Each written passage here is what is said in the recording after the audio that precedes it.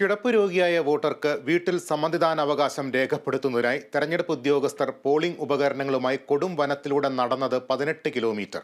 കേരളത്തിലെ ഏക ഗോത്രവർഗ പഞ്ചായത്തായ ഇടമലക്കുടിയിലെ വോട്ടറായ 92 വയസ്സുള്ള ശിവലിംഗത്തിന് വേണ്ടിയായിരുന്നു ഈ ദൗത്യം.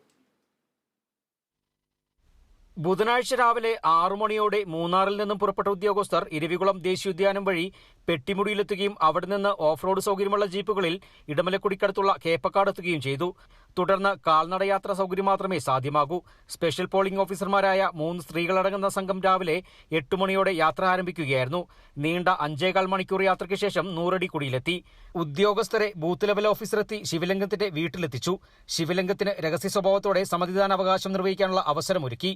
ഇത്ര വനത്തിനുള്ളിൽ സഞ്ചരിച്ച് ഇത്ര ദൂരെ വന്ന് കഷ്ടപ്പെട്ട് മുത്തശ്ശന് വേണ്ടി വോട്ട് ചെയ്യാൻ വന്ന എല്ലാവർക്കും അപ്പോൾ സന്തോഷമുണ്ട്. മുത്തശ്ശന് നല്ലൊരു സന്തോഷമുണ്ട്. എല്ലാവർക്കും നല്ലൊരു സന്തോഷമുള്ള വിഷയമായിരുന്നു.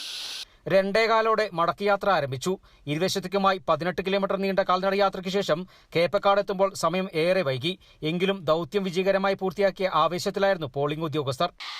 ഞങ്ങൾ ഏകദേശം 2.5 മണിക്കൂറോളം ജീപ്പിലും ട്രക്കിംഗ് ജീപ്പിലും ശേഷം ഒരു 5 മണിക്കൂറോളം കൊടും വനത്തിലൂടെ നടന്നുമാണ് ഈ പ്രദേശത്ത് എത്തിച്ചേർന്നത്. ആനത്താരകളും നിറയെ കാട്ടുമൃഗങ്ങളും ഒക്കെ ഉള്ള വഴികളായിരുന്നു. ഏതായാലും വളരെ വിജയകരമായി ഇവിടെ എത്താനും അദ്ദേഹത്തെ ശിവലിംഗം എന്ന പേരായ ആ വോട്ടറെ ഏറ്റവും നല്ല രീതിയിൽ വോട്ട് ചെയ്യിക്കാനും സാധിച്ചിട്ടുണ്ട്. ഒരുപാട് സന്തോഷം.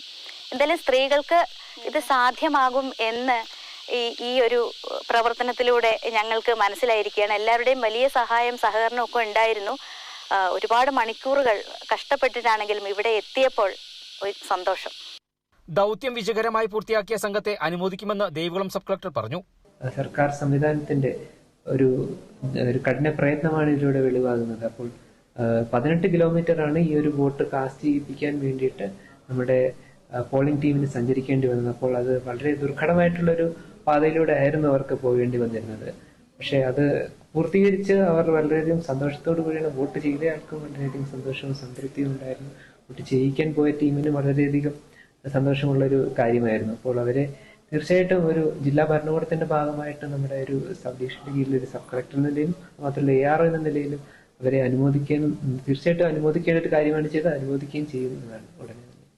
മൂന്നാർ എഞ്ചിനീയറിംഗ് കോളേജിലെ assistant professor Jisha Merin Jose, Munnar vocational higher secondary സ്കൂളിലെ അധ്യാപിക M ആശ, ഡിവിഷണൽ ഫോറസ്റ്റ് ഓഫീസിലെ clerk AV Daisy Mol, Edamalakkudi village officer Shyamjinath, beat forest ഓഫീസർമാരായ Abhishek KS, Shibindas CL, civil police officer Aneesh Kumar KR, forest വാച്ചർമാരായ K രാമൻ, ശിവസേനൻ, BLO ജയകുമാർ എന്നിവരായിരുന്നു സംഘത്തിൽ. തിരഞ്ഞെടുപ്പ് കമ്മീഷന്റെ നിർദ്ദേശപ്രകാരം നടപടികൾ ഡോക്യുമെന്റ് ചെയ്യുന്നതിനായി PRD ടീമും ഒപ്പമുണ്ടായിരുന്നു. Bineesh Antony, Kerala vision news, Idukki.